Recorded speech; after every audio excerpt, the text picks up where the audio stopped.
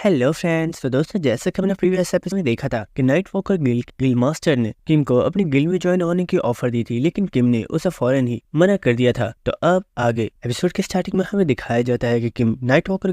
Gill master से बोल रहा होता है, मैम आपका मुझे यहाँ पर ड्रॉप करने के लिए शुक्रिया, लेकिन यहाँ से आगे मैं खुद चला जाऊंगा। लेकिन वो गिल मास्टर किम को आवाज लगाती है और वो बोलती है, नहीं यहीं पर रुको, मुझे बताओ आखिर तुम मेरी गिल्ड को ज्वाइन क्यों नहीं करना चाहते? कहीं ऐसा तो नहीं कि मुझसे पहले ही किसी और गिल मास्टर ने तुम्हें उनकी गिल्ड को ज्वाइन करने की ऑफर दे दी है? तो किम बोलता है, नहीं ऐसा कुछ भी नहीं है, मुझे किसी भी गिल्ड मास्टर ने कोई भी ऑफर नहीं दी है। तो वो गिल्ड मास्टर बोलती है, तो फिर आखिर वजह क्या है, तुम मेरी गिल्ड को ज्वाइन क्यों नहीं करना चाहते? तो किम बोलता है, मैं आपकी नहीं बल्कि मैं किसी की भी गिल्ड को ज्वाइन करने में बिल्कुल भी इंटरेस्टेड नहीं हूँ, और मुझे यहाँ तक ड्रॉप करने के लिए आपका शुक्रिया, लेकिन अब मुझे चलना चाहिए। और हम देखते हैं कि किम की ऐसी बातें सुनकर उस गिल्ड मास्टर को किम के ऊपर गुस्सा आ रहा होता है, लेकिन वो उसे कुछ भी नहीं बोल रही होती और किम भी वहाँ से जा रहा होता है। लेकिन इसी वक्त वो गिल्ड मास्टर किम के ऊपर अटैक कर देती है और वो किम के पास आकर उसे पकड़ लेती है। और ये देखकर किम भी अचानक से काफी ज्यादा शॉक हो गया होता है और वो बोलता है, मैम आखिर आप करना क्या चाहती हो? लेकिन हम देखते हैं कि इस वक्त वो गिल्ड मास्टर काफी ज्यादा गुस्से में होती है और वो किम से बोलती है, अपनी बकवास बंद करो, आखिर तुम अपने आप को समझते क्या हो? तुम्हें क्या लगता है अगर तुमने दो एसरेक अवेकनर्स को हरा दिया है तो तुम किसी से भी पंगा ले सकते हो? शायद तुम अपने आप को कुछ ज्यादा ही पावरफुल समझने लगे हो। और वो किम के मुंह को छोड़ देती है। लेकिन इसी के साथ वो बोलती है, वैसे किम क्या तुम जानते हो, मुझे तुम्हारा ये एटीट्यूड काफी ज्यादा पसंद आया। और हम देखते हैं वहाँ पर जो ड्राइवर खड़ा होता है वो चिल्लाकर बोलता है, गिल्ड मास्टर आखिर ये आप क्या कर रहे हो? आप किसी भी पर्सन को इस तरह से नुकसान नहीं पहुंचा सकती, और आप भूलिए मत कि ये पर्सन प्ले ट्रायआउट्स का कैंडिडेट है। अगर आपने इसे नुकसान पहुंचाया तो आपको हंटर एसोसिएशन में एक्सप्लेनेशन देनी होगी। लेकिन इसी वक्त किम काफी ज्यादा मुस्कुराना स्टार्ट कर देता है और वो हंसते हुए गिल्ड मास्टर से बोलता है, तुम दोनों बहनें बिल्कुल एक जैसी हो, भले ही तुम दोनों में एज का काफी ज्यादा डिफरेंस है, लेकिन अयुन तुम्हारा टेम्पर भी बिल्कुल अपनी छोटी बहन के जैसा है। और ये सुनकर वो गिल्ड मास्टर काफी ज्यादा हैरान हो गई होती है और वो बोलती है, आखिर तुम्हें इस बारे में कैसे पता? तो ये सुनकर किम बोलता है, वेल तुम्हारे बारे में मैं काफी कुछ जानता हूँ और मैं जानता हूँ कि किस तरह तुम्हारे नाम को तुमसे छीन लिया गया। और ये सुनकर वो गिल्ड मास्टर काफी ज्यादा शॉक हो गई होती है। और इसी वक्त हम देखते हैं कि वो गिल्ड मास्टर अपनी पूरी पावर को रिलीज करती है और हम देखते हैं कि ऑरा काफी ज्यादा पावरफुल होता है, जिसके बाद हमें दोबारा से उसी गिल्ड मास्टर और किम का सीन दिखाया जाता है, जहाँ पर उस गिल्ड मास्टर ने किम को उसकी गर्दन से पकड़ा हुआ होता है और वो बोल रही होती है, आखिर तुम्हें मेरे बारे में कैसे पता है? और इन लोगों की बातें सुनकर वो ड्राइवर सोच रहा होता है, आखिर ये लड़का है कौन और इसे हमारे गिल्ड मास्टर के पास्ट के बारे में कैसे पता है? और हमें गिल्ड मास्टर की प्रीवियस मेमोरी दिखाई जाती है, जहाँ पर हमें पता चलता है कि जब गिल्ड मास्टर बहुत ही ज्यादा छोटी थी तो उसे लिम चेंग योंग ग्रुप के चेयरमैन ने अडॉप्ट किया था, क्योंकि उनका कोई भी वारिस नहीं था और उन्होंने इस लड़की का नाम इनके फैमिली के सरनेम पर लिम अयुन रखा था। लेकिन कुछ टाइम बाद चेयरमैन की वाइफ को एक बेटी हुई, जिसके बाद उन्होंने फैसला किया कि वो अपनी बड़ी बेटी के नाम को अपनी छोटी बेटी को दे देंगे, क्योंकि वही उनकी असली वारिस है। जिसके बाद लिम अयुन का नाम ली यूना रख दिया गया और ली यूना की फैमिली ने कभी भी उसे एक्सेप्ट नहीं किया और उन लोगों ने हमेशा ही उसे ऐसे ट्रीट किया जैसे कि वो एक आउटसाइडर है। जिसके बाद हमें प्रेजेंट सीन दिखाया जाता है, जहाँ पर ली यूना ने किम की गर्दन को पकड़ा हुआ होता है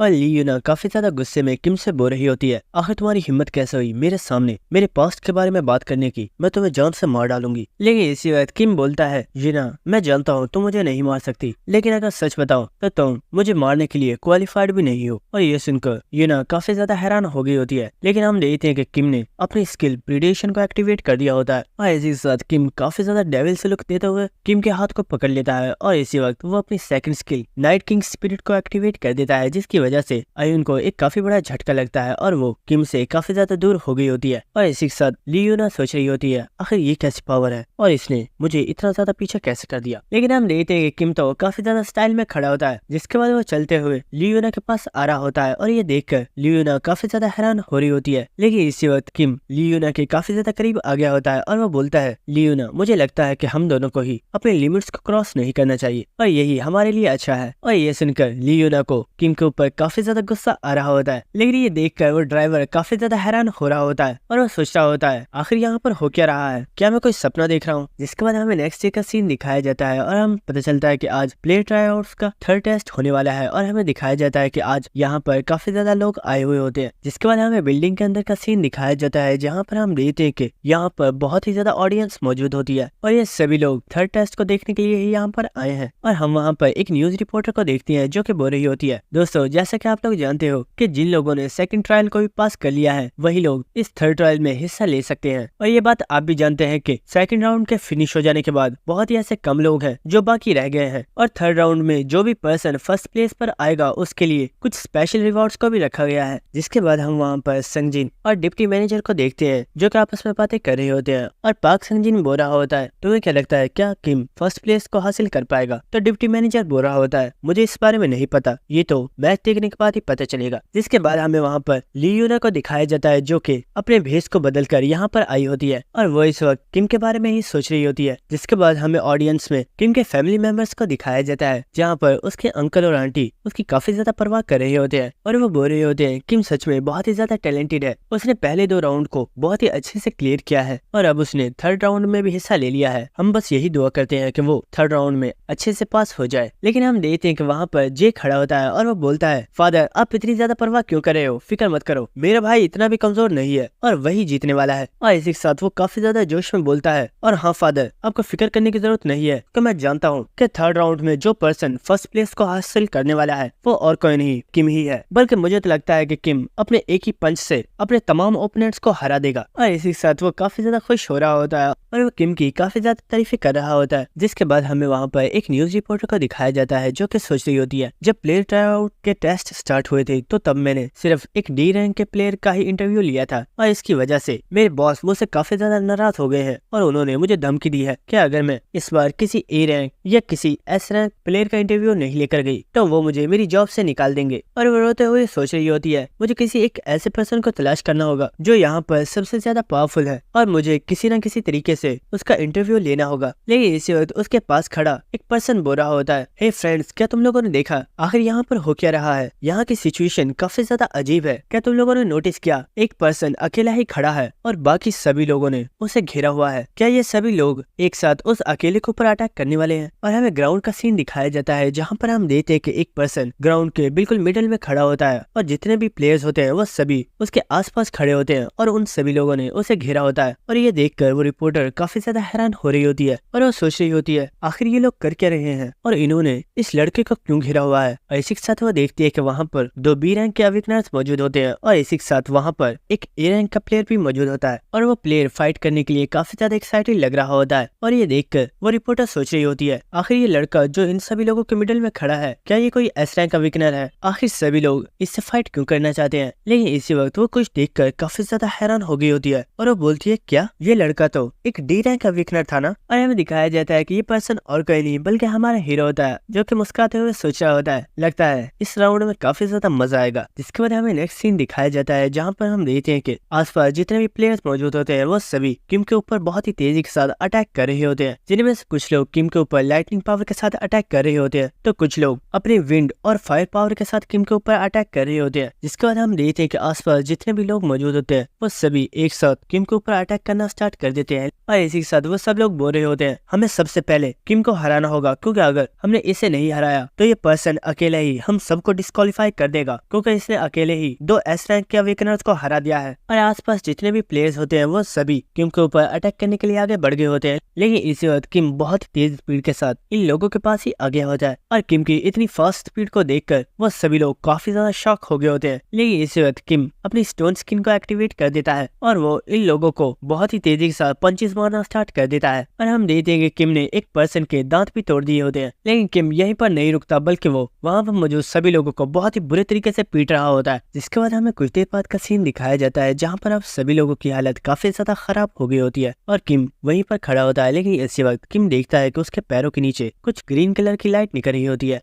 लेकिन हम देखते हैं कि वो असलियत में एक ट्रैप होता है और उसमें से काफी ज्यादा बेलें निकलकर किम को पकड़ लेती है, जिसे देखकर किम भी काफी ज्यादा हैरान हो गया होता है और वो बोलता है आखिर ये क्या चीज है। लेकिन किम देखता है कि उसके सामने ही वो ए रैंक का प्लेयर खड़ा होता है जो कि इस वक्त काफी ज्यादा हंस रहा होता है और वो बोल रहा होता है तुम सच में बहुत ही ज्यादा बेवकूफ हो, तुम्हें क्या लगता है अगर तुमने 2 एस रैंक प्लेयर्स को हरा दिया है तो तुम मुझे भी हरा सकते हो, शायद तुमने मुझे कुछ ज्यादा ही अंडर एस्टिमेट कर दिया है। अब मैं तुम्हें दिखाता हूँ कि आखिर मैं अपनी पावर्स के साथ क्या कुछ कर सकता हूँ। लेकिन लेकिन इसी वक्त हम देखते हैं कि किम ने उसकी बेलों को तोड़ दिया होता है और वो बहुत ही तेजी से आकर उस ए रैंक प्लेयर के मुंह पर एक बहुत ही जोरदार किक मारता है और किम की इस किक को खाने के बाद वो पर्सन वहीं पर अनकॉन्शियस हो गया होता है। और ये देखकर किम बोलता है, अरे ये क्या, मैंने तो अभी कोई अटैक किया ही नहीं था, तुम तो गलती से मेरे पैर के नीचे आ गए, लेकिन ये क्या, तुम तो इतने में ही नॉकआउट हो गए। और ये देखकर आसपास के लोगों को काफी ज्यादा गुस्सा आ रहा होता है और वो लोग चिल्लाते हुए बोल रहे होते हैं, हमें इसके ऊपर एक साथ मिलकर अटैक करना होगा, वरना ये एक एक करके हम सभी को डिफीट कर देगा। लेकिन इसी वक्त किम अपने हाथ को इन लोगों की तरफ करता है और इसी वक्त वो अपनी स्किल नाइट किंग स्पिरिट को एक्टिवेट कर देता है और हम देखते हैं कि वो लोग बहुत ही तेजी से किम के ऊपर अटैक करने के लिए आ रहे थे। लेकिन इसी वक्त उन लोगों के ऊपर काफी ज्यादा प्रेशर पड़ना स्टार्ट हो गया होता है और वो वहीं पर जमीन पर गिर जाते हैं, जिसकी वजह से वो लोग काफी ज्यादा हैरान थे। लेकिन इसी साथ हमें किम का सीन दिखाया जाता है, जिसके पीछे हमें उस डेथ नाइट के किंग को दिखाया जाता है और ये सीन देखने में सच में काफी ज्यादा आइकॉनिक होता है। और हम देखते हैं कि जितने भी अवेकनर्स किम के ऊपर अटैक कर रहे थे वो सभी जमीन के ऊपर गिर गए होते हैं और वो बिल्कुल भी खड़े नहीं हो पा रहे होते। और ये देखकर आसपास जितने भी लोग होते हैं वो सभी काफी ज्यादा शॉक हो गए होते हैं और ये देखकर वो रिपोर्टर भी काफी ज्यादा हैरान हो गई होती है और वो सोच रही होती है, आखिर ये किस तरह की पावर है, ये पर्सन तो सच में एक मॉन्स्टर है। और हमें वहाँ पर लियोना को दिखाया जाता है जो कि किम की इतनी खतरनाक पावर को देखकर काफी ज्यादा हैरान हो गई होती है और वो सोच रही होती है, ये बास्टर्ड तो सच में बहुत ही ज्यादा पावरफुल है, लेकिन आखिर ये अपनी इतनी खतरनाक पावर को इस ग्राउंड में कैसे यूज कर सकता है, इसकी ये पावर तो किसी नॉर्मल प्लेयर की जान भी ले सकती है। जिसके बाद हमें दोबारा से किम का सीन दिखाया जाता है जहाँ पर हम देखते हैं कि किम की स्किल की वजह से आसपास जितने भी लोग होते हैं वो सभी अनकॉन्शियस हो गए होते हैं और इसी के साथ किम बोल रहा होता है, मुझे लगता है वार्म अप करने के लिए इतना काफी है, तो अयुन क्या अब तुम मुझसे फाइट करना चाहोगी। और हमें दिखाया जाता है कि अयुन किम की तरफ ही चलते हुए आ रही होती है, लेकिन किम की इस स्किल की वजह से अयुन की हालत भी काफी ज्यादा खराब हो गई होती है और किम बोल रहा होता है, तुम यहाँ पर सबसे ज्यादा पावरफुल हो, लेकिन मुझे नहीं लगता कि तुम मेरा मुकाबला कर पाओगी, इसलिए मैं तुम्हें एडवाइस देना चाहता हूँ, अगर तुम चाहो तो तुम इस मैच को छोड़कर जा सकती हो, मैं तुम्हें कोई भी नुकसान नहीं पहुँचाऊंगा, लेकिन अगर तुम्हें ये लगता है कि तुम फर्स्ट राउंड की तरह मुझे थर्ड राउंड में भी हरा सकती हो तो ये तुम्हारी भूल है। और ये सुनकर अयुन को किम के ऊपर काफी ज्यादा गुस्सा आ रहा होता है, लेकिन इस वक्त वो अपनी आइस पावर को एक्टिवेट कर देती है और हम देखते हैं कि उसने एक बार फिर से वहाँ पर उस मुकम्मल एरिया को एक बहुत ही बड़े आइस बॉल में चेंज कर दिया होता है। और ये देखकर किम सोच रहा होता है, जैसे कि मैं जानता था ये कभी भी मुझसे फाइट करने से पीछे नहीं रहेगी, लेकिन आखिर फाइट करने के लिए इसे ये क्रिस्टल बनाने की क्या जरूरत थी। जिसके बाद हम अयुन को देखते हैं जिसने अपने हैमर को निकाल लिया होता है और वो बोल रही होती है, किम फर्स्ट राउंड में तुमने मुझे एक ट्रिक यूज करके हराया था, लेकिन इस बार तुम्हारी किसी भी ट्रिक का मेरे ऊपर कोई भी असर नहीं होगा और मैं तुम्हें इस मैच में हरा दूंगी। और ये सुनकर किम बोलता है, हाँ बिल्कुल, अगर तुम मुझे हरा सकती हो तो जरूर हराना। जिसके बाद हमें कुछ देर बाद का सीन दिखाया जाता है जहाँ पर हम देखते हैं कि अयुन का बनाया हुआ वो आइस क्रिस्टल अब डिस्ट्रॉय हो गया होता है और हमें वहाँ पर अयुन के हैमर को दिखाया जाता है जो कि अब टूट गया होता है। जिसके बाद हम अयुन को देखते हैं जो कि बेहोश होकर जमीन पर गिर जाती है क्योंकि किम ने उसे फाइट में हरा दिया होता है। और अयुन को देखते हुए किम बोल रहा होता है, अयुन तुम सच में एक काफी ज्यादा पावरफुल ओपोनेंट हो, तुमसे फाइट करने में काफी ज्यादा मजा आया। जिसके बाद हम देखते हैं कि आसपास जितने भी लोग मौजूद होते हैं वो सभी किम की इस जीत की वजह से काफी ज्यादा खुश होते हैं और वह किम को काफी ज्यादा चीयर कर रहे होते हैं। जिसके बाद हमें नेक्स्ट सीन दिखाया जाता है जहाँ पर किम को उसके रिवॉर्ड्स को दे दिया गया होता है, जिसमें एक डैगर होता है और कुछ दूसरे इनाम होते हैं। और हम देखते हैं कि किम असलियत में इस वक्त हंटर एसोसिएशन के चेयरमैन के सामने बैठा हुआ होता है। जिसके बाद वो चेयरमैन किम से बोल रहा होता है, किम तुम्हें बहुत ही ज्यादा मुबारक हो क्योंकि तुम आज से एक न्यू एस रैंक हंटर हो। और ये सुनकर किम भी बोल रहा होता है, जी सर आपका बहुत ज्यादा शुक्रिया। और इसी के साथ वो अपने डैगर को देखते हुए सोच रहा होता है, ये डैगर सच में काफी ज्यादा शार्प है और इसे एक काफी अच्छे मटेरियल से बनाया गया है। जिसके बाद वो चेयरमैन किम से बोलता है, किम तुम्हारा टैलेंट सच में काफी ज्यादा एक्स्ट्राऑर्डिनरी है क्योंकि तुमने अकेले ही, इसलिए किम मैं तुम्हें एक ऑफर देना चाहता हूँ। और ये सुनकर किम भी काफी ज्यादा हैरान हो गया होता है। जिसके बाद वो चेयरमैन बोलता है, तुम्हारे टैलेंट और तुम्हारे स्किल्स को देखने के बाद बहुत सी ऐसी गिल्ड्स होंगी जो कि तुम्हें अपनी गिल्ड में ज्वाइन करवाना चाहेंगी, इसलिए मैं पहले ही तुम्हें ये ऑफर देना चाहता हूँ, क्यों ना तुम हंटर एसोसिएशन को ज्वाइन कर लो। तो ये सुनकर किम काफी ज्यादा हैरान हो गया होता है और इसी के साथ वो सोच रहा होता है, मैंने ये एक्सपेक्ट नहीं किया था कि हंटर एसोसिएशन के चेयरमैन खुद मुझे हंटर एसोसिएशन को ज्वाइन करने का ऑफर देंगे और मैंने पहले कभी इस बारे में सोचा भी नहीं था, क्योंकि मेरी प्रीवियस लाइफ में 2 एस रैंक प्लेयर्स आयन और सेकंड उस लाइटनिंग वाले प्लेयर को चूज किया गया था। लेकिन इस बार उन दोनों को छोड़कर चेयरमैन ने स्पेशल मुझे हंटर एसोसिएशन को ज्वाइन करने की ऑफर दी है, और ऐसा होना भी चाहिए था, क्योंकि अब मैं पहले जैसा वीक नहीं हूँ, बल्कि अब मैं एक एस रैंक हंटर बन चुका हूँ। जिसके बाद किम बोलता है, सर मैं काफी ज्यादा खुश हूँ कि आपने मुझे ये ऑफर दी, लेकिन मैं आपकी इस रिक्वेस्ट को एक्सेप्ट नहीं कर सकता, क्योंकि मैं किसी भी गिल्ड को ज्वाइन नहीं करना चाहता। तो ये सुनकर वो चेयरमैन काफी ज्यादा हैरान हो गया होता है, और वो बोलता है, किम आखिर ये तुम क्या कह रहे हो? क्या तुम मेरे साथ कोई मजाक कर रहे हो? तो किम बोलता है, नहीं सर, मैं कोई भी मजाक नहीं कर रहा, बल्कि मैं वाकई किसी भी गिल्ड को ज्वाइन नहीं करना चाहता, क्योंकि मैं अकेले ही काम करना चाहता हूँ और मैं खुद को और भी ज्यादा स्ट्रॉन्ग बनाना चाहता हूँ। तो ये सुनकर वो चेयरमैन पहले तो काफी ज्यादा खुश हो गया होता है, लेकिन इसी के साथ वो काफी ज्यादा हंसना स्टार्ट कर देता है, और वो हंसते हुए बोलता है, तुम सच में एक काफी ज्यादा इंटरेस्टिंग पर्सन हो। तो ये सुनकर किम भी मुस्कुरा रहा होता है और वो कुछ भी नहीं बोलता। जिसके बाद चेयरमैन अपनी चेयर पर बैठा होता है और वो बोल रहा होता है, तो ठीक है, अब मैं दोबारा तुम्हें इस बारे में कुछ भी नहीं बोलूंगा,